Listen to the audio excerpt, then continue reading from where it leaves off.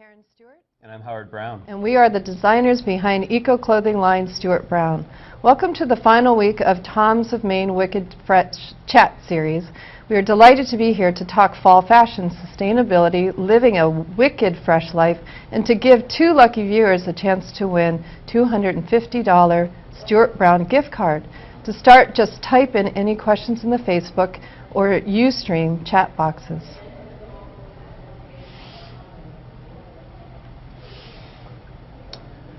First question, what inspired you to start an eco-friendly clothing company? Whose initial idea was it? Well, although I'd like to take credit for that, it was really a mutual decision. The short story is that Karen and I both, being designers and coming up through the fashion industry, really felt that there was a need, not for another conventional clothing company, because there's plenty of those, but we felt that there was a real need for a green clothing company. So that was about 1993 that we actually first started talking about this idea. And of course we were detoured along the way with jobs and other opportunities and moving around quite a bit. But it was really 911 that was the catalyst for us to kind of sit down and kind of collect our thoughts and our dreams and our ambitions and say, like, well, now the timing is right and it's really now or never. So that's when we launched, and that was really what the genesis of the idea was. Go ahead. Was it easy to merge both of your aesthetics and vision for the company? Was it running a business with your significant other? I think that's how is it how is it running a business with your significant other? Sorry, watchers. Maybe I should answer that part of the question. You can answer the first part of the question. Okay. It was easy for us to, I think, to have the vision and the aesthetics together, because Howard and I work very closely together. We've been working together since we met in 1993, where we met at Urban Outfitters. And we realized early on that we are destined to do something together. It was just, at that time, what will it be? And Karen and I have very complementary skill sets. Karen's a painter by education and a little bit looser and more gestural, and I'm a graphic designer and an art director. So I'm a little bit more rigid and anal retentive. So the skill sets are extremely complementary.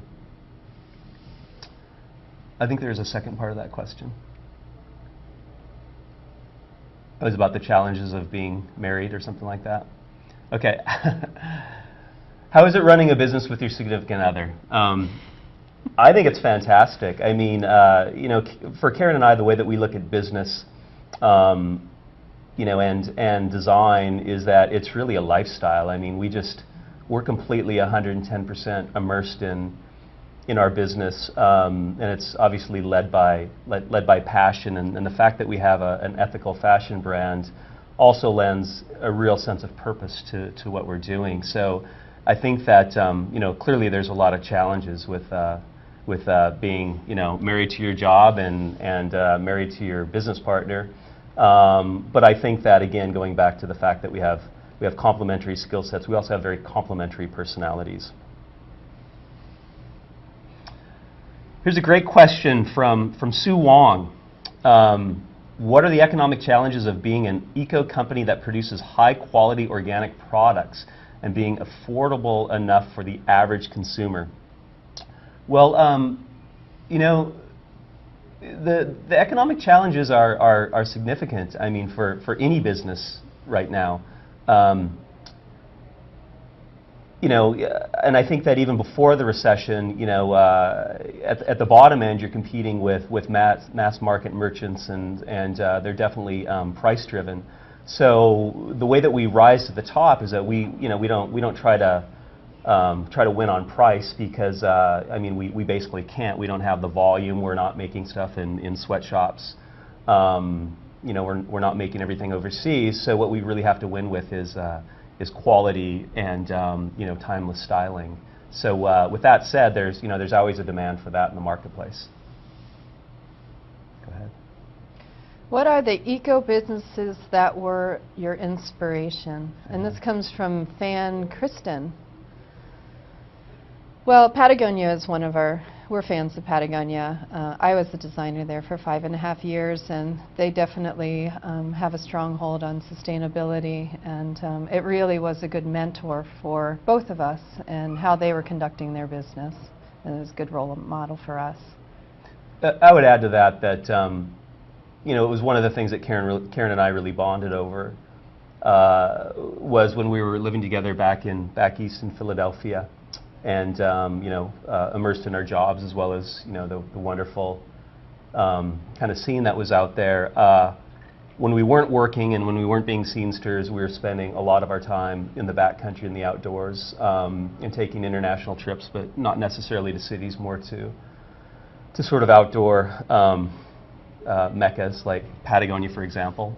That is the Patagonia Chile in Argentina. And we also have a place in Montana that's in a wilderness area. So, you know, it was just, Patagonia was always there, and they were always inspiring us, whether it was just with our clothing, because when you're, you know, in a place and it's 20 below and you could die, it's always great to be warm and insulated.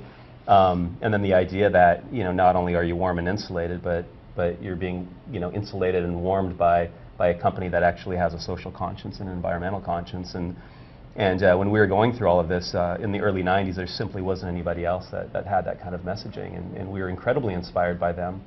And you know, we just looked at the company and said, you know, here's one brand that really is, you know, proving that you can make fantastic products and not compromise your personal values and still be profitable. And when we looked around, we didn't see anybody in the fashion industry that was doing that.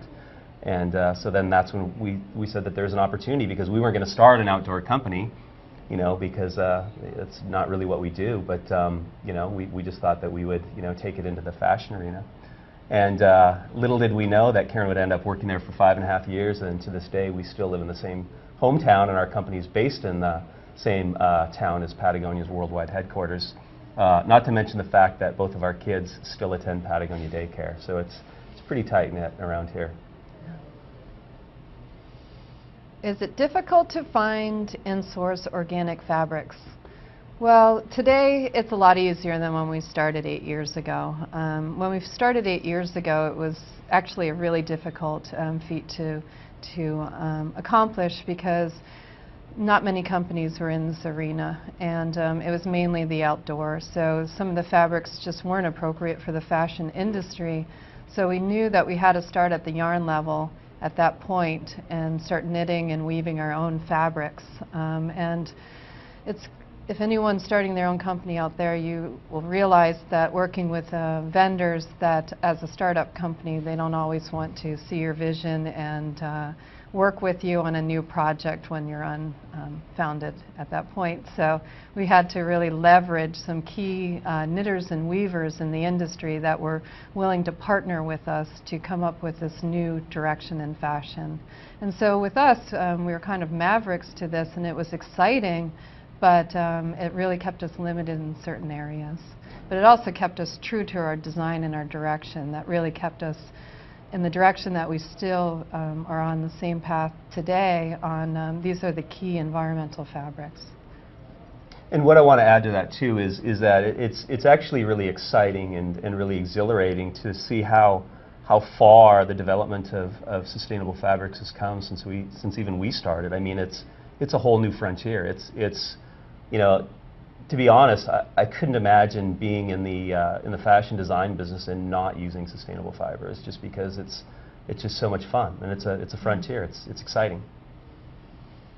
I'll take this one.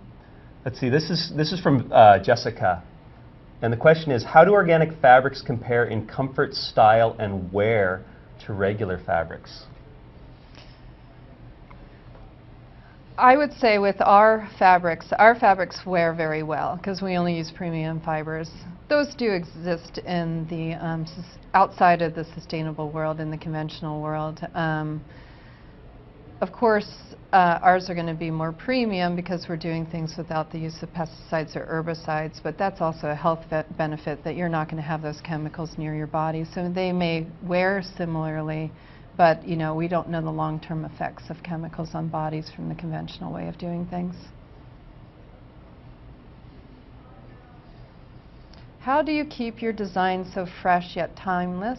Also, do you have any new fabric ideas that are exciting to try out?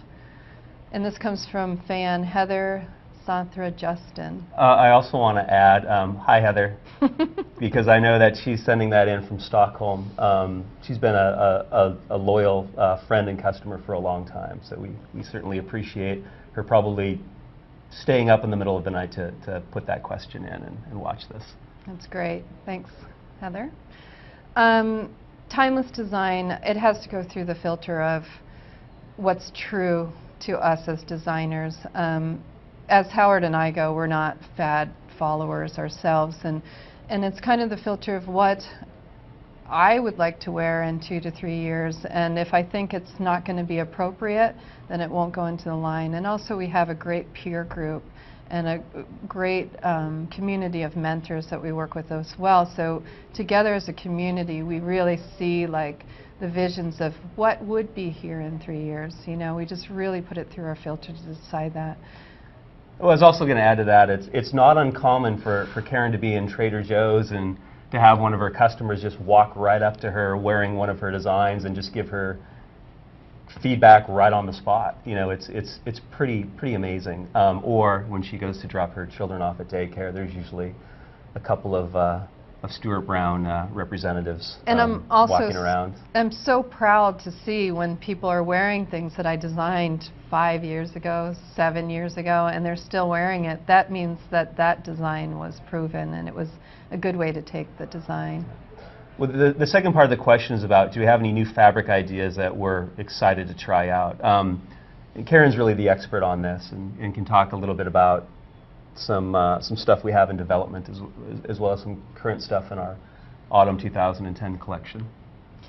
Where we really find new novelty for us is we try to stay really true to our fibers, but where we can have a lot of fun is in the way that we weave or knit the textures. So for the knitwear, that's super exciting. We can have the same fibers going on, but it can look new every season just by the silhouettes that we bring to the table and the different stitches that we knit. Do you want to talk about the fibers now? You know, like the woven linen? We are going to have... Or is that still a secret? It's kind of a secret, Okay, Howard. so then don't spill the beans. But we will have linen, 100% linen in our Spring 11 collection, which is a great sustainable fiber. It grows free without the use of pesticides or herbicides. And so we think it's going to be a home run. And the cat's out of the bag. Yeah.